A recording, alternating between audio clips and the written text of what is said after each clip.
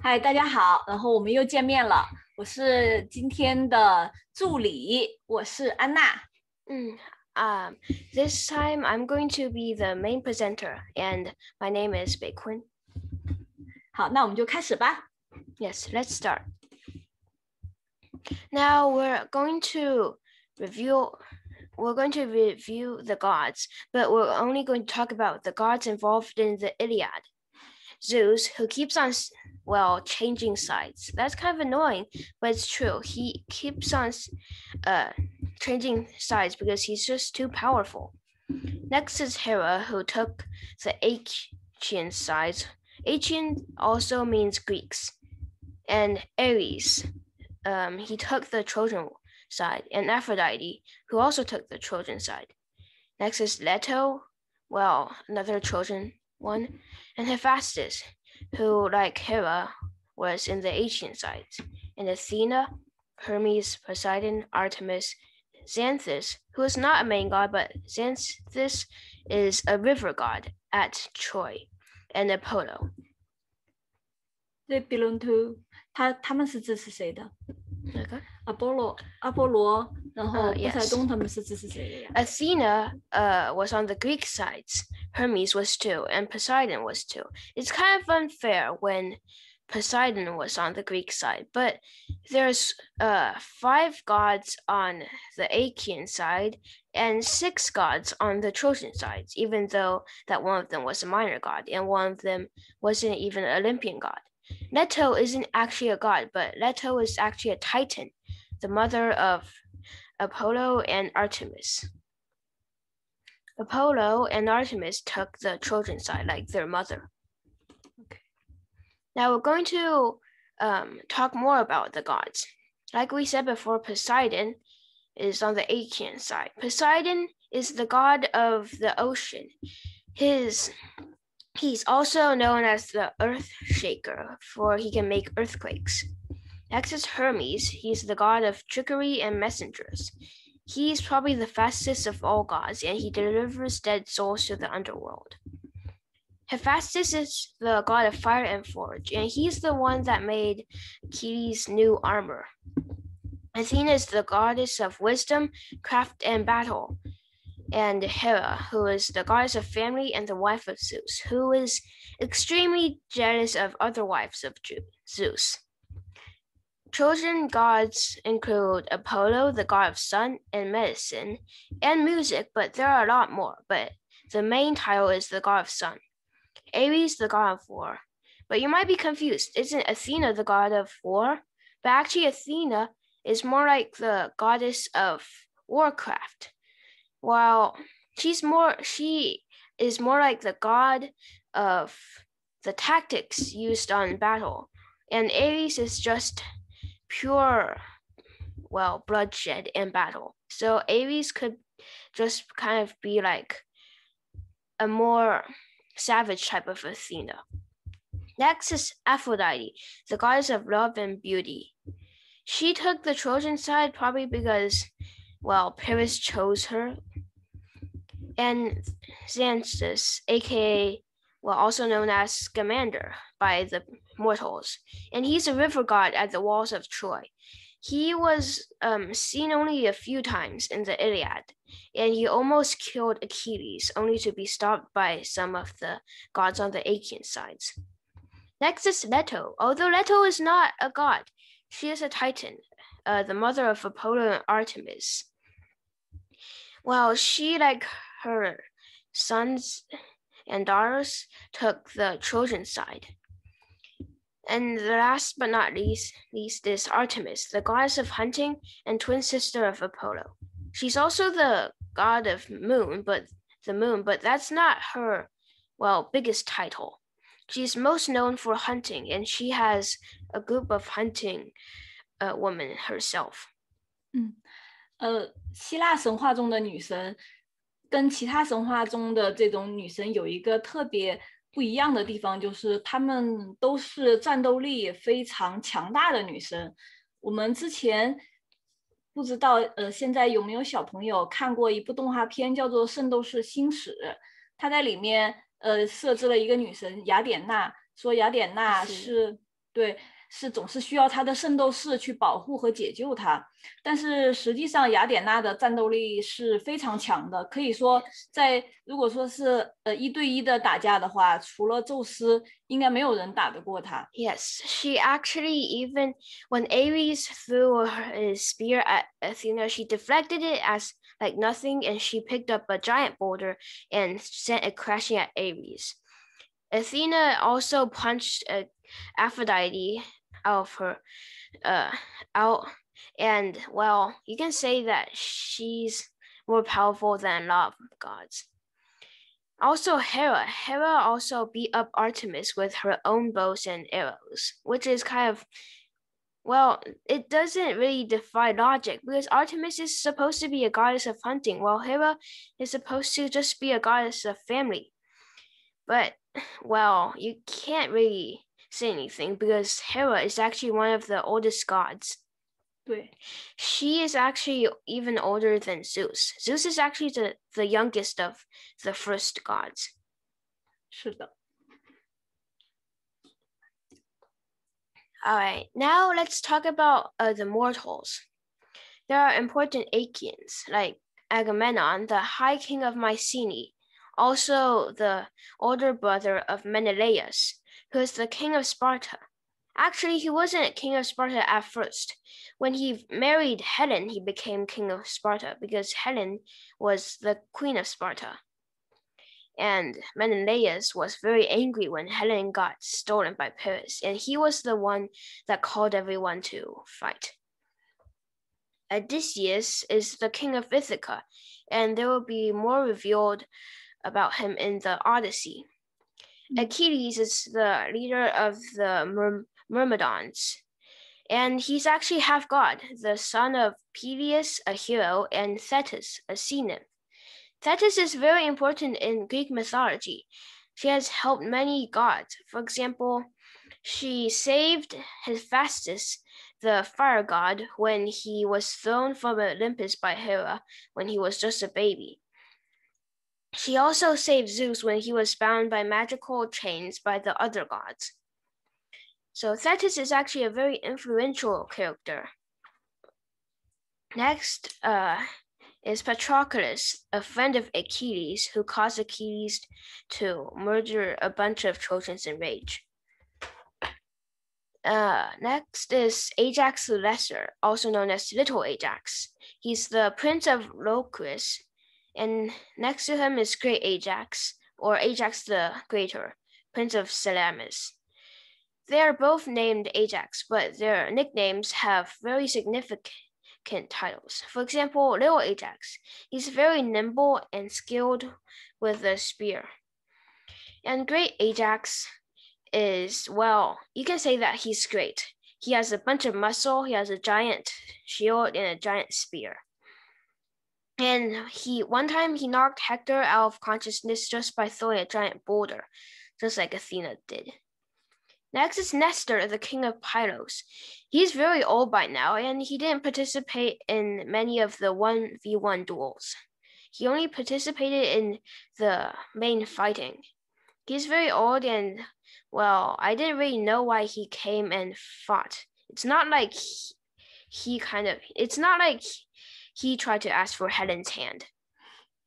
Next is Diomedes, king of Argos. He was favored by Athena when the fight first broke out. The mist, which was something that makes mortals not see the gods, was cleared from his eyes when Athena favored him. Last but not least is Teucer, the half-brother of Great Ajax. He was exceptionally great with his bow and shot many Trojans. Now we're moving on to Trojans. First is Hector, the prince of Troy. He killed many Achaeans, and he was known as the Horsebreaker. In the end, he was killed by Achilles, and well, it took a long time before he got proper funeral. Next is Paris, the guy who basically started the war. He stole Helen from Menelaus, which, well, he probably didn't think of any consequences. 我想那个不应该叫偷，叫做他们俩一起私奔了。Yeah. 对吧？ Next is Pandarus.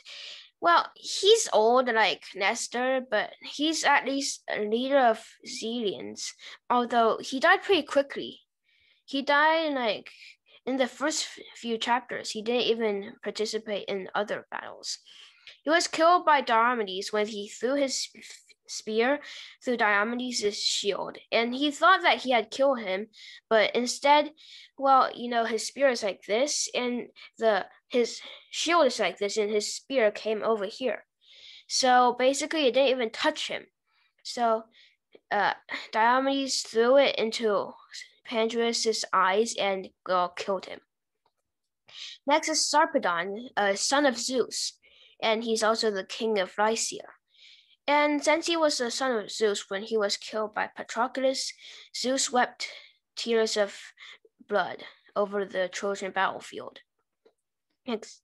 本来宙斯还想救他的， Yes. 但是赫拉说你难道是想从这场战争中拯救出一个凡人吗？所以说他后来还是没有去改变他的命运，还是任由他死在了战场上。 Zeus really likes to talk to himself. He was like, "Oh, Sarpedon, the only way that I could save you was to whisk you away to Lycia." And then Hera was like, "Why save a mortal that is fated to die?" And Zeus is like, "Do not worry, I will not do it." And well, Sarpedon dies. Next is Aeneas, who, well, he has his own little book called the Aeneid, which is kind of like a story after the Odyssey, which is after the Iliad. Aeneas is the leader of the Dardanians, and he's also a son of Aphrodite. He was rescued from Diomedes once by Aphrodite, but then Diomedes threw a spear which hit Aphrodite's hand, and she dropped him, and only to be saved by Apollo. Next is Priam and Hecuba, the king and queen of Troy, and Andromache and Scamandrus, the wife and son of Hector. And last but not least, Helen, the wife of Menelaus, now stolen by Paris. Now, here are some visuals in case you didn't know what they looked like. This is Agamemnon.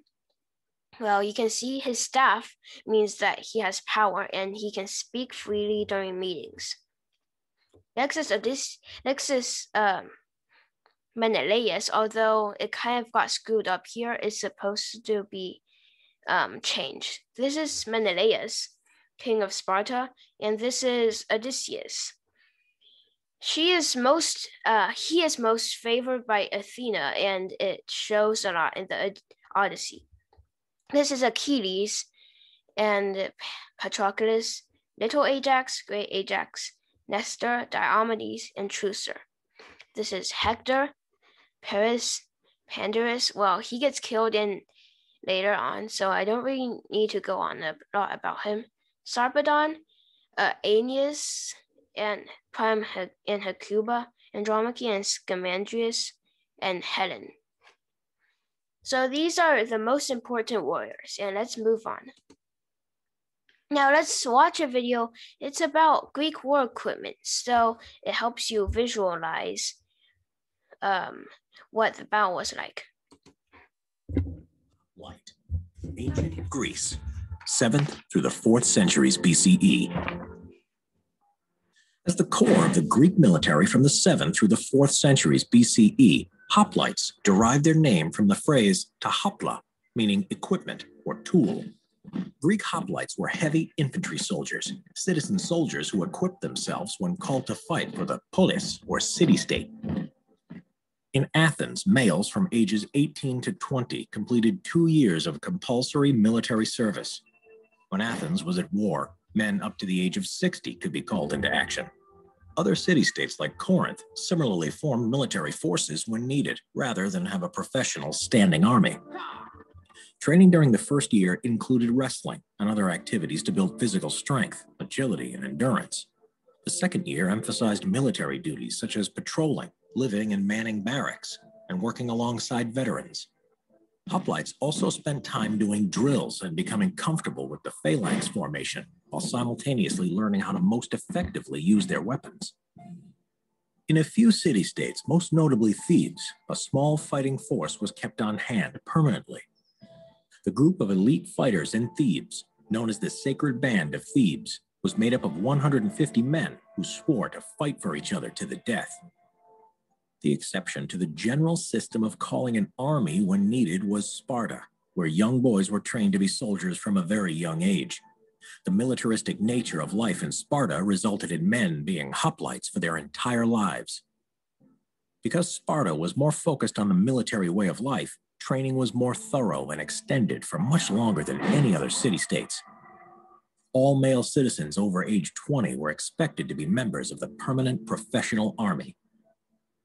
According to Homer's Iliad, hoplites were identified by their spear, shield, and helmet while walking in their tight-lined formations. As citizen soldiers rather than professional fighters, hoplites were required to provide their own weapons. As a result, the quality of armor, weapons, and shields varied by wealth and social status. Armor consisted of a cuirass, a helmet, shield, and greaves. The cuirass included a breastplate and a backplate fastened together. Armor was made out of bronze, leather, linen, or some combination of these materials. Greaves protected the shins. They fell out of use during the 5th century BCE. Round, concave shields called hoplons were crafted out of wood, leather, and bronze as well, with a band on the inside for the hoplites to put their left arm through. An additional strap on the rim helped the hoplite hold on to the shield as he went into battle. Shields were about 3 feet or 1 meter in diameter. They protected soldiers from chin to shin. Sometimes these shields carried special designs on them. Famous examples include the Gorgon from Greek mythology or the inverted V of the Spartan hoplites. Spears known as doru were made out of wood and the blade made out of iron or bronze.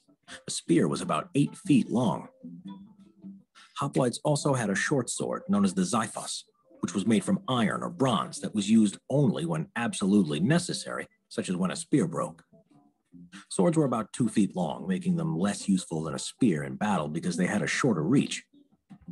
Bronze helmets included cheek guards and a nose cover, essentially only having holes for the eyes and mouth. Helmets gave soldiers limited visibility. Hoplites focused on their own actions instead of their neighbors, but were also unable to see an enemy approaching from the side or the rear. Everything a hoplite carried, collectively known as a panoply, weighed between 45 and 70 pounds. A large majority of hoplites were accompanied by a slave who carried the rations in a basket, along with bedding and a cooking pot. Slaves also acted as attendants to the wounded. Hoplites were divided into regiments, and when they went into battle, they formed a phalanx. The phalanx featured lines of tightly organized hoplites, numbering 8 deep. The phalanx moved as one unit, with shields lining the outside, protecting the collective body. Extended spears kept enemies at bay, while music from a nearby flute called an olos dictated the pace. Due to the structure of the phalanx, with the shield covering half of the man to the left, the formation generally moved with a slight angle towards the right. Therefore, sometimes it led to the left flank of the phalanx breaking formation first. Canny opposing commanders would put their best troops in their own right flank to encourage the opposing army to break. Once the front lines of a phalanx came into contact with an enemy, the group stayed unified for as long as possible. Once ranks were broken, hand-to-hand combat ensued. Phalanx was a successful military tactic and an effective psychological weapon. At the Battle of Marathon against Persia in 490 BC, the hoplite phalanx proved superior, with sources, albeit exaggerated ones, indicating that Athens lost 192 men and Persia lost 6,400.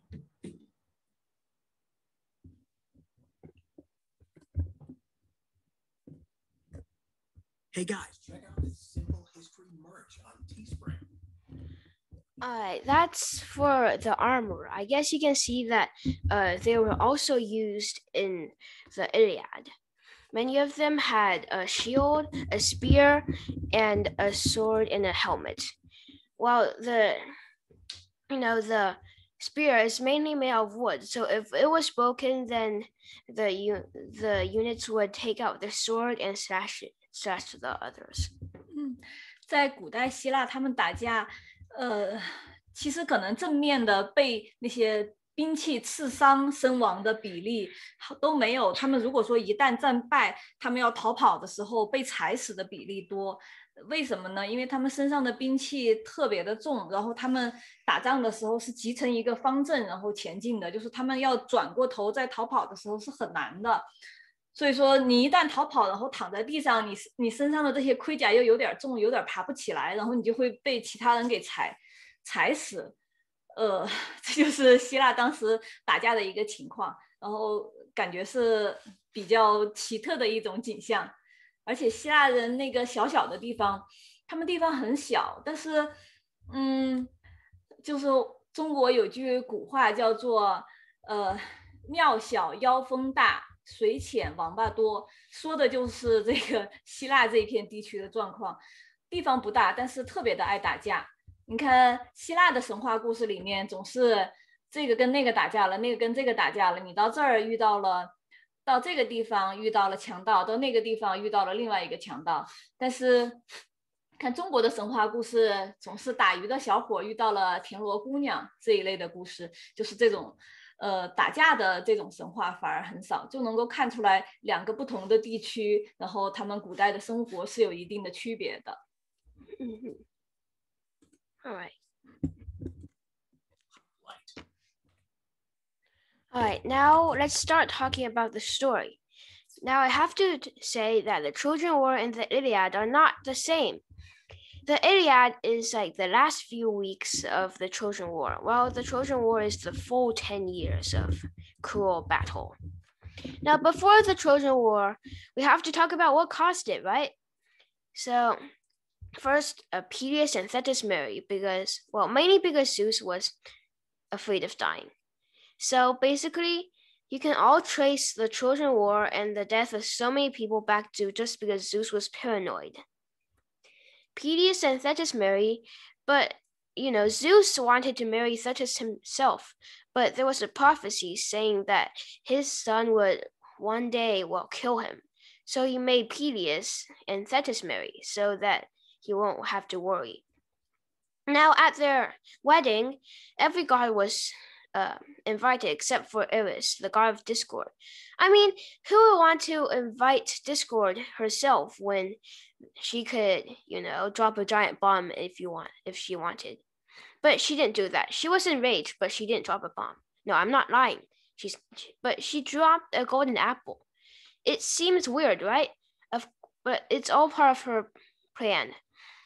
Aphrodite, Athena, and Hera compete for the golden apple. But why? It's just a normal golden apple. They could have just made one.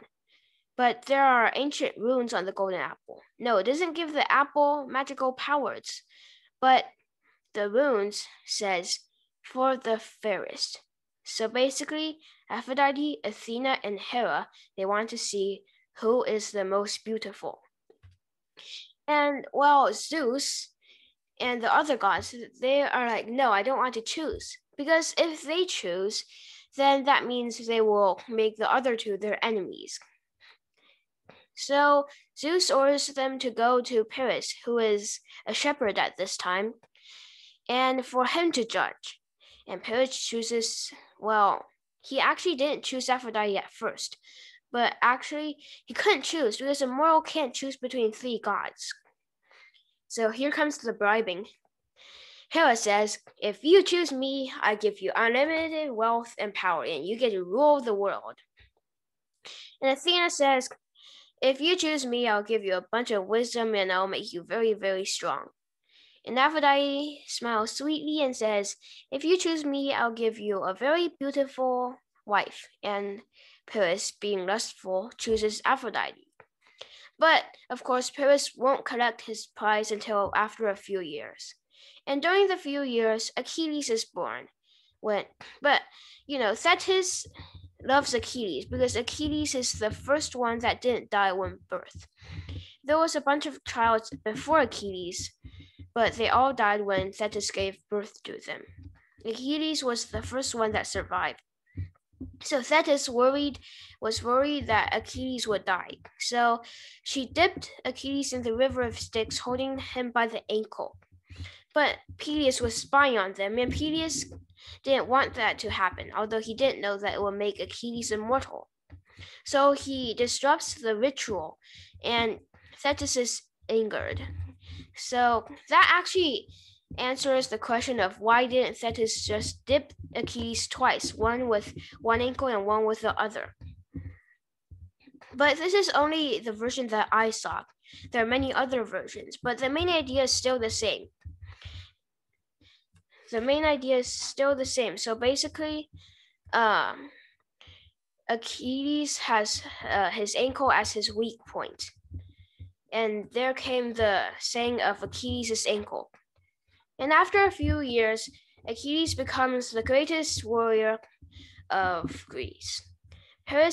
But then Paris collects his prize. And right now, the most beautiful mortal in the world is Helen.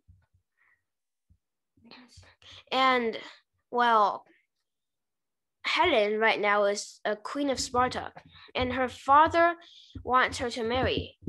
And a lot of suitors come and ask for her hand. But they're all kings, so Helen's father didn't want to,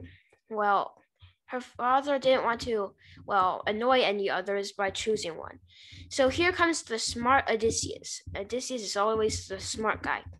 He says, how about we all take a vow that we will support and protect whoever marries Helen, and we will protect her marriage.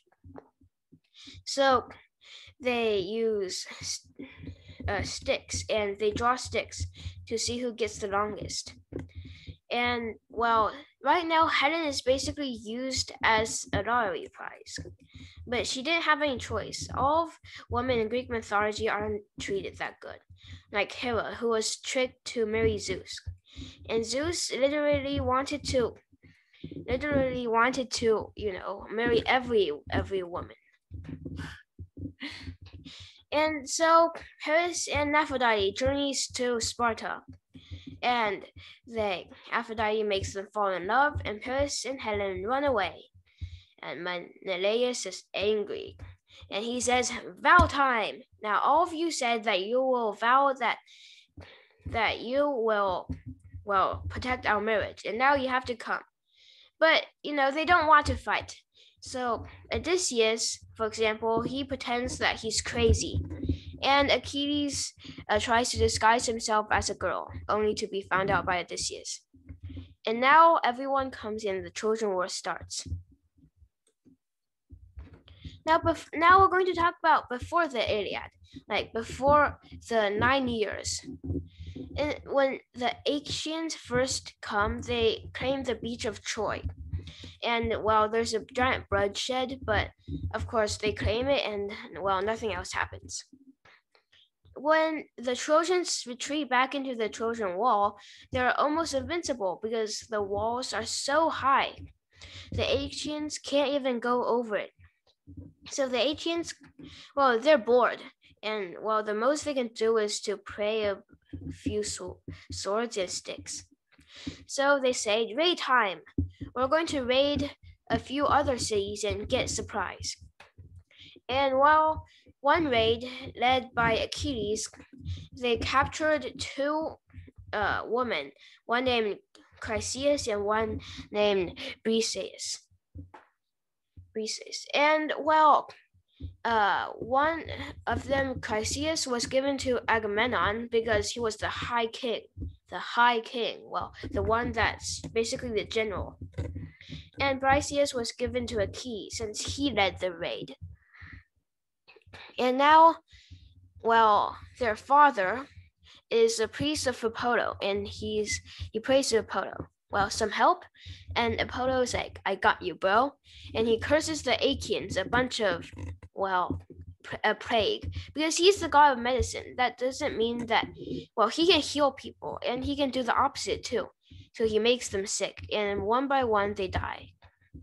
其实这个阿波罗这个祭司在阿伽门农把他的女儿抢走之后，然后是带上了很多的礼物，然后还有金银啊，还有一些祭品来去赎回他的女儿。然后结果阿伽门农不仅不答应他的请求，还辱骂了他。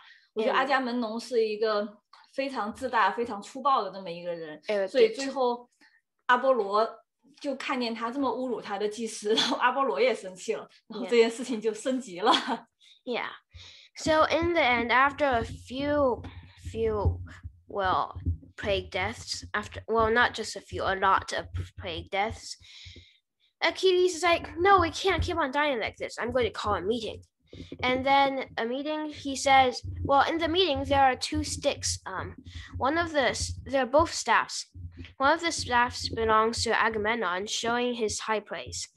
Because these sticks are used because if everyone, talks at the same time, it will be really messy.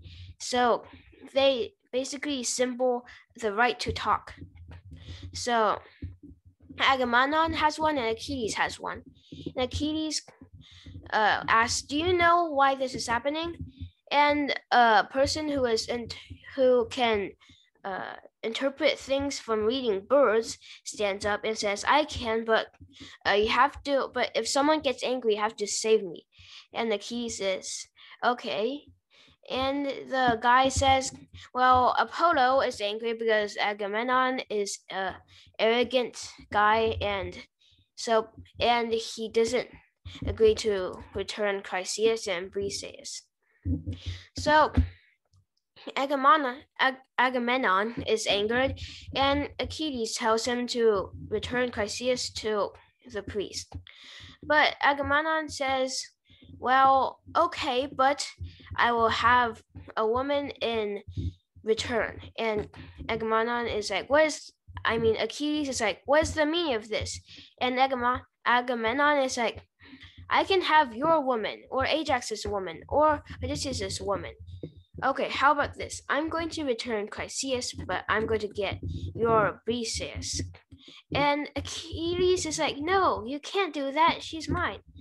But Agamemnon does it anyway. And Achilles prepares to draw his sword and attack Agamemnon. But now the brutal Athena appears and grabs him by the hair and yanks him back. And she whispers, don't cut him with your sword, cut him with your words. And so Achilles raises a stick, the staff, and says, from today, Achilles will not help Agamemnon anymore, even if the ships are burned. And then he throws the stick and leaves.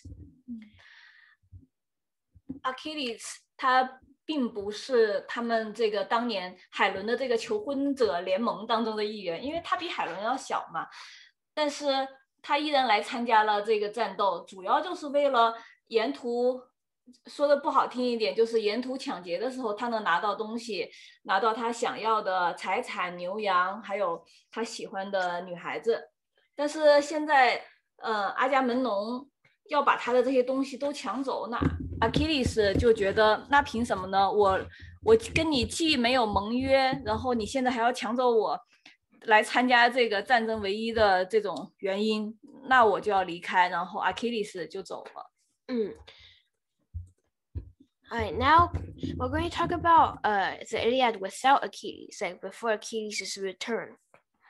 So first, when they advance towards Troy, Paris steps forward gracefully and dares the Achaeans to meet him in battle. Menelaus is like, oh great, that's my stupid rival, and he jumps down and fights him. Of course, Paris loses badly, and he was saved by Aphrodite. The gods take action and fight in the war too.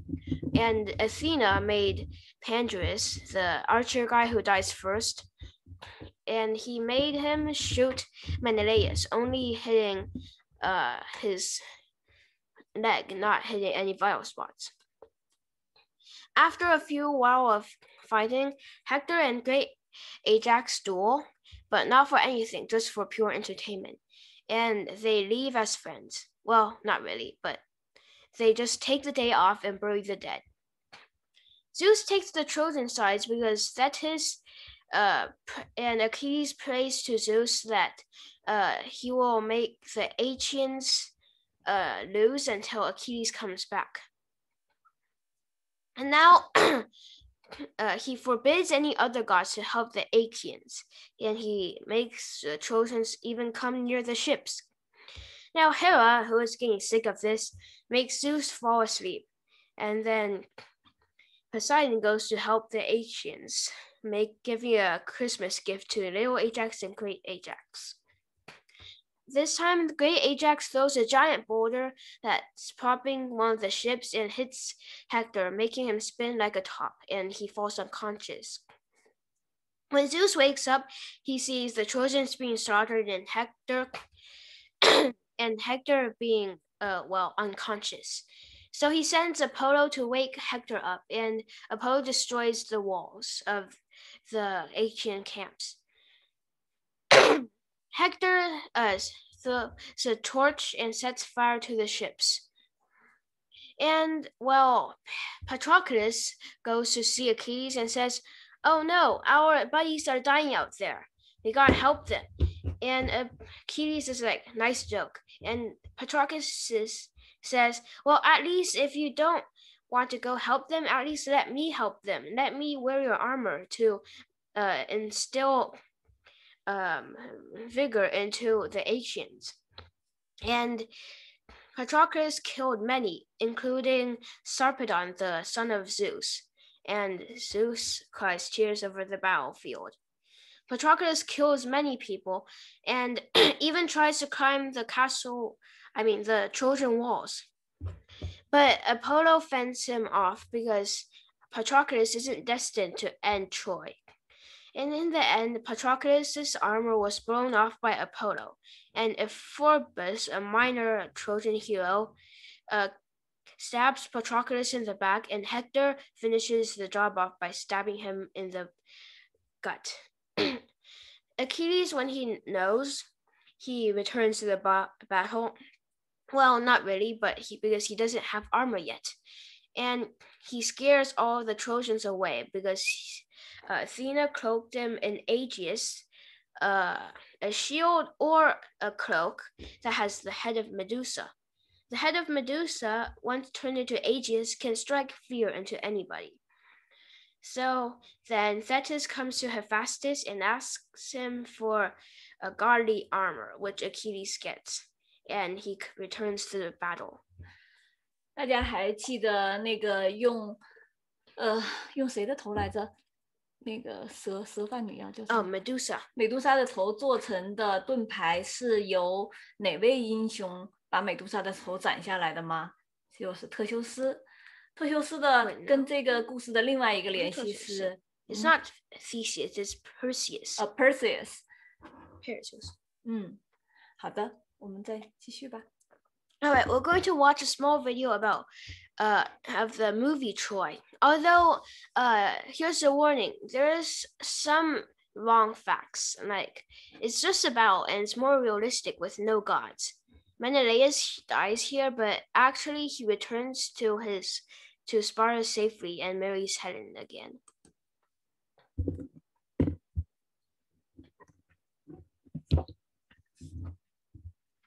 All right, here is Menelaus. Here's Menelaus.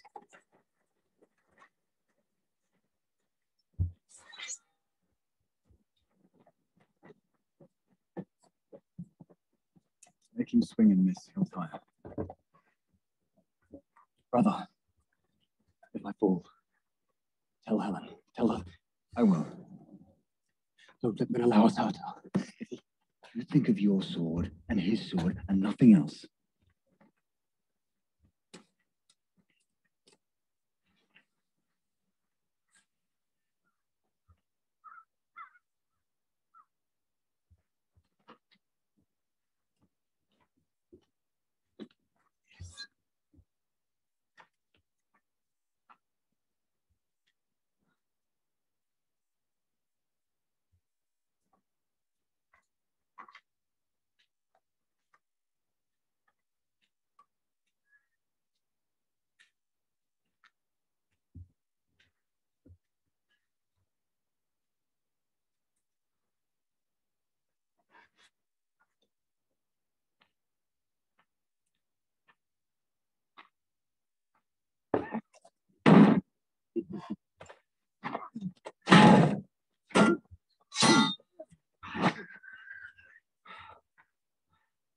The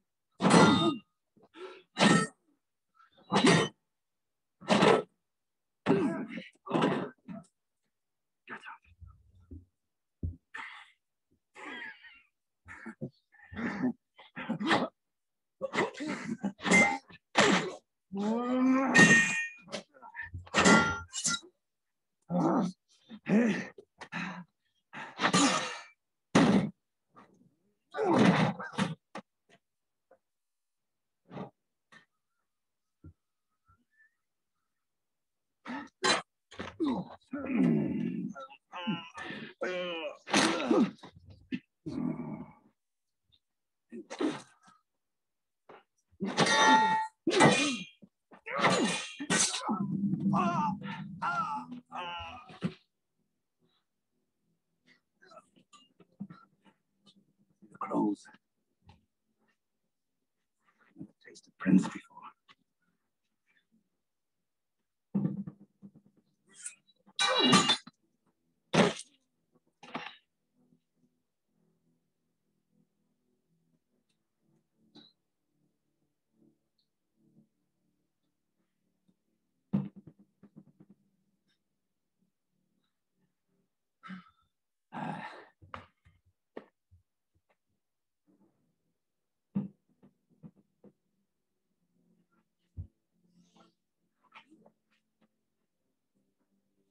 Is this what you left me for? Fight me! You coward! Fight me! We have a pact. Fight! The Trojans have violated the agreement. Fight! Prepare for battle! Not honor. This is not worthy of royalty. If he doesn't fight, Troy is doomed. Paris. No. Fight is over. Not over. Stand back, Prince Hector. I'll kill him at your feet. I don't care. He's my brother.